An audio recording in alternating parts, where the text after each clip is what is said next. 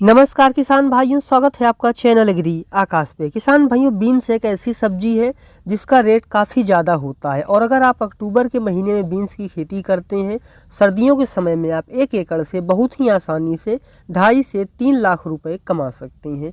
Beans की खेती की संपूर्ण जानकारी आपको इस वीडियो में मिलने वाली है, जैसे बीन्स के लिए उपयुक्त मिट्टी, खेत की तैयारी, उन्नत किस्में, बीज दर और उपचार, बुआई का सही तरीका, खाद और स्प्रे शेड्यूल, खरपतवार नियंत्रण, सिंचाई का सही तरीका, कीट नियंत्रण, रोग नियंत्रण।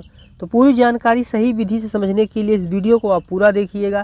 चैनल पर पहली बार आए हैं, चैनल को सब्सक्राइब कर लीजिएगा, क्योंकि यहाँ पर मैं आपके लिए खेती बाड़ी से जुड़ी हुई ऐसी ही महत्वपूर्ण वीडियो बनाता रहता हूँ। तो चलिए शुरू करते हैं। किसान भैया, बीन्स की खेती आप सभी तरह की मिट्टियों में कर सकते हैं, लेकिन अगर आपको बहुत ही अच्छा उत्पादन चाहिए तो आप एक चीज़ ध्यान दीजिए कि आपकी जो मिट्टी है वो चाहे हल्की हो, चाहे दोमट हो, चाहे किसी तरह की मिट्टी हो, खेत में पानी ना रुकता हो। बाकी आप हर तरह की मिट्टियों में कर सकते हैं और बलुई दोमट मिट्टी इसके लिए सबसे अच्छी मानी जाती है। जो मिट्टी का पीएच मान है वो 5.5 से 6 के बीच का हो तो बहुत ही अच्छी बात है। खेत की तैयारी के लिए सबसे पहले आप 1 फेर जुताई कर दीजिए, फिर उसमें 100 से 150 कुंटल गोबर की खाद डाल करके 2-3 जुताई कर दीजिए। फिर किसान भी उसको आप समतल कर लीजिए। फिर आप 2 चीज़ें कर सकते हैं, चाहे आप बेड बना लीजिए या फिर अगर आपका खेत समतल है तो आप क्यारी में भी इसकी बुआई कर सकते हैं। अब आपका जो खेत है वो बुआई के लिए तैयार हो गया। और अब हम बात करते हैं उन्नत किस्मों की। कौन सी किस्में लगाएं जिससे आपको काफ़ी अच्छा उत्पादन मिले। जो हमारी पहली वैरायटी है वो है सेमिनीज की मोराल्डा। इसका जो पौधा होता है किसान भाइयों वो मध्यम होता है और फल भी जो होता है वो मध्यम हरे रंग का होता है। फल की लंबाई 15 से 20 सेंटीमीटर होती है। ज़्यादा उत्पादन के लिए यह किस्म जानी जाती है। और अगर मैं बात करूं किसान भाइयों की खाने में यह किस्म कैसी होती है, तो खाने में भी जो यह किस्म है अच्छी होती है और थोड़ा सा सूखे के प्रति यह किस्म रोग प्रतिरोधी भी होती है। मान लीजिए अगर आपके यहाँ सूखा जो है वो ज़्यादा पड़ जाता है, बारिश कम हो रही है, तो सूखे के प्रति जो पौधा है वो भी सहनशील होता है और जो पत्तियों पर लगने वाले रोग होते हैं उनके प्रति यह किस्म जो है रोग प्रतिरोधी भी होती है। जो हमारी दूसरी वैरायटी है वो है नामधारी की NS 636। बुआई के 40 से 45 दिन में इसमें फूल आने शुरू हो जाते हैं और 50 से 55 दिन में इसकी जो पहली तुड़ाई है वो शुरू हो जाती है। और यह जो किस्म किसान भाइयों काफ़ी अच्छा उत्पादन देती है और इसको आप बरसात और मध्यम सर्दी दोनों ही समय में लगा सकते हैं। फलियाँ इसकी लंबी होती हैं और लगातार 50 दिन तक उत्पादन यह देती रहती है। जो हमारी तीसरी वैरायटी है वो है सिजेंटा की सेविले। बुआई के 55 से 60 दिन में उत्पादन शुरू होता है। रबी, खरीफ और जायद तीनों ही मौसमों में आप इस वैरायटी को लगा सकते हैं। फल की लंबाई 13 से 15 सेंटीमीटर होती है और झाड़ी नुमा इसका पौधा होता है। तो आप इन तीनों किस्मों में से कौन सी किस्म लगाने वाले हैं मुझे कमेंट जरूर कीजिएगा। और अब हम बात करते हैं कि बीज कितना लगेगा और बीज को उपचारित कैसे करेंगे। ध्यान दीजिए, देखिए सर्दियों में जो बीन्स की खेती है उसकी बुआई किसान भी जब आप करने जा रहे हो तो उस समय तो बारिश खत्म हो गई होती है। जहाँ पे बारिश हो रही होती है, मान लीजिए जैसे हम अक्टूबर के महीने में बात कर रहे हैं तो अक्टूबर के महीने में कहीं पे बारिश हो रही होती है, लेकिन ज़्यादातर जो बारिश है वो ख़त्म हो गई होती है। तो अगर आपके यहाँ बारिश हो रही है तो आप थोड़ा सा 25% बीज ज़्यादा ले लीजिए और अगर बारिश ख़त्म हो गई है तो आप नॉर्मल ही बीज लीजिए। अगर आपका बीज हाइब्रिड है तो 1 एकड़ में 4 से 5 किलो की ज़रूरत होती है और अगर आपका बीज देसी है तो 10 से 12 किलो बीज की ज़रूरत होती है। बुआई से पहले बीज को किसान भैया आप 4 ग्राम थीरम से उपचारित कर लीजिए, छाया में सुखाएं, उसके बाद तुरंत बुआई करेंगे तो फंगस जैसी जो बीमारियां हैं वो नहीं लगेंगी।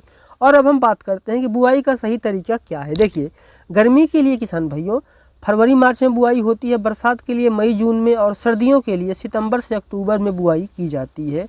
पौधे से पौधे की दूरी आपको 10 से 15 सेंटीमीटर, लाइन से लाइन की जो दूरी है आपको 45 से 60 सेंटीमीटर रखनी चाहिए।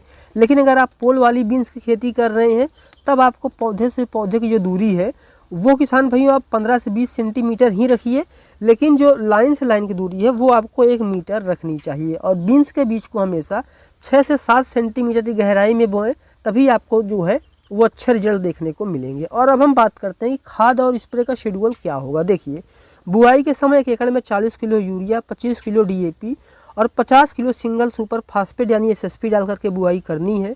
फिर बुआई के 25 से 30 दिन बाद हमें 30 किलो यूरिया में 250 ग्राम सूक्ष्म पोषक तत्व मिला करके डालना है। और इसके अलावा किसान भैया आपको फनफूदनाशक का स्प्रे करते रहना है। बस आपको कोई खाद वाद इसके अलावा नहीं डालनी है।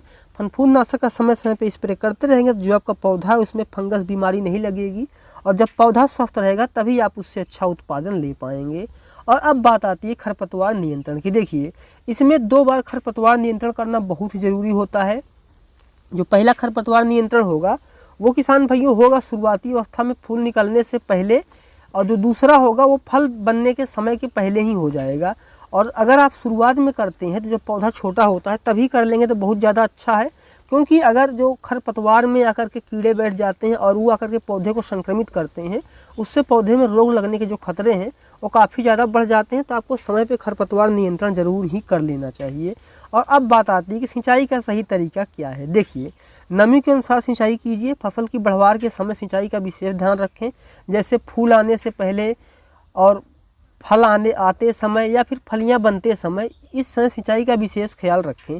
फूल आते समय सिंचाई न करें, क्योंकि पौधा जो है वो उससे हुमस भी सकता है, तो आपको जो है उस समय नहीं करना है सिंचाई। और बात करें कि सिंचाई का सही तरीका क्या होगा, तो हल्की सिंचाई करें, खेत में पानी न रुकने दें, यही इसका सही तरीका होता है। बस आपको और कुछ नहीं करना है। और अब बात आती है कीट नियंत्रण की। तो देखिए, जो सबसे ज़्यादा इसमें कीट परेशान करता है वो है थ्रिप्स। यह बीन्स में आमतौर पे पाया ही जाता है, हर जगह पाया जाता है। और जो किसान भाइयों पत्तियों का रस चूस लेता है, फिर पत्तियां मुरझा जाती हैं और इसके बाद किसान भाइयों जो आपका पौधा है वो बेकार हो जाता है। उसके नियंत्रण के लिए आपको लेना है इमिडाक्लोरोपिड 17.8, इसको 1 ml लेकर के पानी मिला करके स्प्रे करना है। और अगर समस्या ज़्यादा है तो आप इसकी मात्रा ज़्यादा ले सकते हैं। जो दूसरा कीट है वो है एफिड। ये जो किसान भाइयों ये कीट है, ये पत्तियों का रस चूस लेता है, उसको शहद जैसे पदार्थ उसमें से निकलते हैं, फिर ये किसान भाइयों फनफूद बन करके ये फलों की गुणवत्ता को ख़राब कर देते हैं। तो इसका नियंत्रण के लिए आप ले सकते हैं एसीफेट 75% SP 1 ग्राम ले सकते हैं, पानी मिला करके स्प्रे करेंगे, समस्या दूर हो जाएगी। जो तीसरा कीड़ा है वो है घुन। ये पूरी दुनिया में पाया जाता है और इसके जो शिशु और जो बड़े कीड़े हैं दोनों ही पत्तों को नीचे की ओर से खाते हैं, फिर पत्तियों को कप के आकार की हो जाती हैं और ज़्यादा संक्रमण होने पे जो पत्तियां हैं वो सूख करके झड़ जाती हैं। तो इसके नियंत्रण के लिए किसान भाइयों आपको इमामेक्टिन 15 ml लेना है और पानी मिला करके स्प्रे कर देना है। और अब बात करते हैं कौन से रोग लगते हैं, इसको कैसे नियंत्रित करें। देखिए, पाउडरी मिल्ड्यू जो होता है, ये पाउडरी फनफूदी भी इसको बोल सकते हैं, ये पत्तियों के निचले हिस्से पे धब्बेदार रोग के साथ शुरू होता है, सफ़ेद पाउडर जैसा दिखाई देता है। ये कई सारी फसलों में देखा जाता है। तो इसके नियंत्रण के लिए क्या करें, इसके नियंत्रण के लिए किसान भाइयों को घुलनशील सल्फर का स्प्रे करना है और समय समय फनफूद नाशक का स्प्रे करते रहना है। इसके अलावा को कुछ भी नहीं करना है। जो दूसरी समस्या है वो है पत्ते का मुरझाना। यह रोग मिट्टी में ही पैदा होता है, अगर आप बीज को उपचारित करके नहीं बोते हैं तो उस वजह से होता है। इसमें नियंत्रण करने के लिए कुछ ज़्यादा नहीं होता है, फनफूद नाशक का स्प्रे कर देंगे तो समस्या दूर हो जाएगी, या फिर आप फनफूद नाशक को जड़ के पास स्प्रे कर दीजिए, फिर भी इससे समस्या दूर हो जाएगी। जो लास्ट में रोग बचता है वो है पीला मोजेक। इस रोग में जो पत्तियां हल्के पीले रंग की हो जाती हैं, धब्बे जैसे दिखाई देते हैं, और शुरुआत में जो कुछ पौधे हैं उसके अगर पत्तों पे ये समस्या आ रही है तो पौधों को उखाड़ दीजिए। लेकिन अगर मामला ज़्यादा बढ़ गया है तो उसके नियंत्रण के लिए आप ले सकते हैं मिथाइल डेमोटोन 25 EC। इसका आप स्प्रे कर देंगे तो ये समस्या दूर हो जाएगी। किसान भाइयों, ये थी बीन्स की खेती का वीडियो। कैसा लगा आपको कमेंट सेक्शन में ज़रूर लिखिएगा। चैनल पर पहली बार आए हैं, चैनल को सब्सक्राइब कर लीजिएगा।